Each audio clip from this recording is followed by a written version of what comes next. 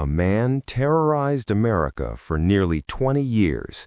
No face, no fingerprints, no trail. And then, one day, he made a mistake. He wrote something he could never take back. This is a true story.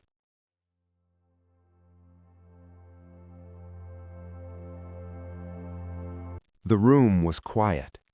A man was opening his mail like he did every other day. Bills, junk, advertisements. Then he opened one envelope, and everything changed.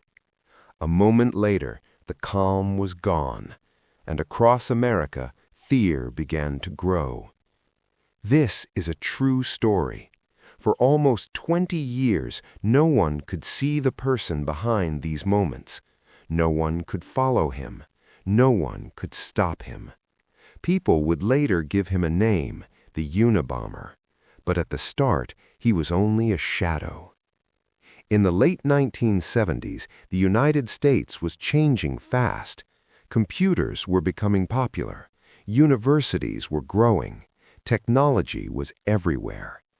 Most people were excited, but somewhere, hidden from the world, a man was not excited at all. He believed technology was destroying nature. He believed modern life was wrong. And instead of telling people in a normal way, he decided to force the world to listen. It did not start with loud announcements. It started quietly. A strange package here, a strange letter there. At first, police did not connect the cases. Different cities, different times, different people. No fingerprints, no clear suspects. Every crime scene felt empty, like the person had disappeared into thin air. Investigators were confused. Who would do this? Why were the targets connected to schools, airlines, and technology? The FBI opened a massive investigation, but it felt like chasing smoke. Months turned into years. The crimes continued. The pattern was clear, but the person behind it was invisible. The media started to talk about it every night. People were afraid to open mail. Workers looked at packages with fear. And still, no face, no name, no trail. The FBI created one of the biggest task forces in its history. Dozens of agents, endless files, thousands of leads. They tried everything: psychology, behavior studies, background research. They guessed he was smart, very smart. They guessed he worked alone. They guessed he had deep anger toward modern life. But guessing was not enough. They needed proof. Then one day, something strange happened. In 1995, nearly 20 years after the first crimes, newspapers across the country received a long letter. It was not a threat. It was not a warning. It was a massive essay. The writer said something shocking. He promised the attacks would stop if the essay was published. The newspapers were frozen. Should they publish the words of a criminal? Was it safe? Or was this the one chance to finally catch him? The FBI said yes, publish it, because sometimes people reveal more than they realize when they talk. The essay was long, very long, page after page of thoughts about nature, technology, and society. Most people did not understand it, but experts saw something else, not the meaning, but the style. The FBI did not look for fingerprints. They looked at how he wrote, his grammar, his sentence patterns, his favorite phrases. This was a new kind of investigation, not based on blood or hair, but on words. They studied every line. They noticed he used old-fashioned phrases. They noticed how he built his sentences. They noticed that the writing felt like someone who had spent years alone, thinking, reading, working with his hands. They created a new profile. This person was likely highly educated, isolated, living far from cities, obsessed with nature, angry at modern technology. It was not just a guess anymore. It was a portrait built from language. Millions of Americans read the essay in the newspapers. Some were angry, some were scared, most were confused. But in one small home, far away from the newsrooms and police stations, a man was sitting in silence. His name was David Kaczynski. He was not reading the essay out of curiosity. He was reading it because something felt wrong, very wrong. As David read, his heart started to beat faster, not because of what the essay said, but because of how it was written. Certain phrases felt too familiar. Certain sentence styles reminded him of old letters he had received years earlier, letters from his older brother, Ted. David had not spoken much to Ted in a long time. Ted had chosen a life away from everyone. No phone, no electricity, no normal home, just a small cabin in the woods. At first, David pushed the thought away. It was impossible. No one wants to believe their own family could be behind something so terrible. But the words kept echoing in his head, the same patterns, the same strange way of explaining ideas, the same voice. David could not sleep. He read the essay again and again. He searched old letters, compared lines, compared phrases. The match was not perfect, but it was close enough to make him afraid, very afraid. He was now trapped in the hardest choice of his life. If he was wrong, he could destroy his family. If he was right, staying silent could put more lives at risk. For weeks he did nothing. Then one night he made a decision. He would talk to a lawyer. He would ask questions. He would not accuse, but he would not ignore the fear anymore. Soon the FBI received a call, not from a witness, not from a victim, but from a brother. David Kaczynski told them what he had noticed. He gave them copies of old letters. He explained his doubts. The agents did not rush in. They were careful. They knew how dangerous a mistake could be. So they did what they always did. They compared the writing, slowly, quietly, word by word, and what they found made their blood run cold. The writing style was not just similar, it was almost the same. The grammar, the sentence rhythm, the strange phrases, it matched the profile perfectly. For the first time in nearly 20 years, the Unabomber was no longer a shadow. He was becoming a person, with a name and a location. But before they could move in, they had to be sure, because what they were about to do would change everything. And if they were wrong, they could never undo it. The FBI did not rush. They did not knock on doors. They did not call the news. They moved slowly, like people walking on thin ice, because the name they were now looking at was not a criminal's name. It was the name of a quiet man who once had a brilliant future, Ted Kaczynski. Years ago, Ted had been a star student, so smart that professors talked about him with pride, so gifted that people believed he could change the world. But somewhere along the way, Ted had changed instead.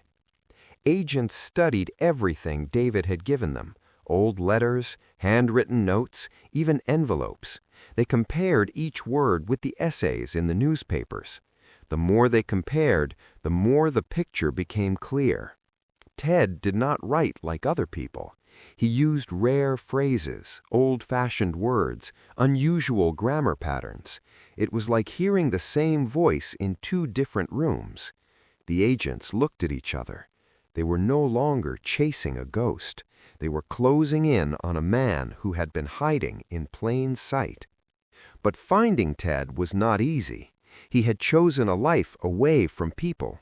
No phone, no internet, no electricity, just a tiny cabin in the Montana woods. It was the kind of place where the road disappears, where snow stays longer, where silence feels louder than noise. Agents traveled quietly to Montana. No sirens, no news cameras. They watched from a distance. They studied the cabin. It was exactly what the profile had predicted. No modern machines, no running water, no signs of comfort. Just a man living alone with his thoughts. The man whose words had terrified a nation. The hardest part was still ahead, because no one knew what Ted would do when he saw them, and they knew one thing for sure. If they were wrong, they could never take it back. The agents stayed far from the cabin at first. They did not walk up to it. They did not shout. They did not make noise. They only watched. Through trees, through binoculars, through long, quiet hours. The cabin looked more like a shed than a home. The roof was worn. The walls were old wood. There were no wires leading to it, no lights, just silence. The kind of silence that makes your ears ring. Every morning the same thing happened. A man stepped outside, not angry, not rushed, calm. He moved slowly, like someone who had lived alone for a very long time. This was Ted, the man behind the words. But the agents were not there to judge him. They were there to be certain. Back in their offices, other experts were still working. They were reading more of the essay. They were studying Ted's old letters. They were asking questions most people never think about. How does he start a sentence? How does he end a thought? What words does he repeat? They made charts. They circled patterns. They highlighted phrases that almost no one else used. And every time, the same thing happened. Ted's writing fit the profile perfectly. Not a little, not partly, completely. Still, no one spoke loudly, because this was not just a case. This was a life. And once they moved forward, nothing could go back to how it was. David Kaczynski waited far away. He did not know what was happening at the cabin. He only knew he had opened a door that could never close again. He wondered if he had done the right thing. He wondered if Ted would ever forgive him. He wondered if he could forgive himself. Then, one morning, the FBI made their decision. They were ready. They had enough. They could not wait any longer. The agents gathered. They checked their notes one last time. They took a deep breath, and they walked toward the cabin, not knowing what the next few minutes would bring, not knowing if Ted would speak, not knowing if he would run, not knowing if the man they had hunted for nearly 20 years would finally look them in the eyes. And in that moment, as the cabin door came into view, everything they believed about this case was about to be tested. The cabin door opened slowly. Ted Kaczynski stood there, thin and quiet, wearing old clothes that looked like they had not been replaced in years. He did not shout. He did not try to run. He only looked at the men standing in front of him. For a long moment, no one spoke. Then one of the agents gently said his name, Ted. That was all it took. The years of hiding were over. Inside the cabin, everything was small. There was no television, no computer, no phone. Only notebooks, stacks of handwritten pages, folders filled with ideas, drawings, and long thoughts written in careful, steady lines. This was the world Ted had built for himself, a place where he believed he could escape society. But he had forgotten something important. Even when a person hides from the world, they still leave traces of who they are. Not in fingerprints, not in footprints, but in the way they think and the way they write. When experts later compared Ted's notebooks with the essay printed in newspapers, the match was clear. The same sentence shapes, the same unusual word choices, the same way of explaining ideas. It was like hearing the same voice speaking from two different rooms.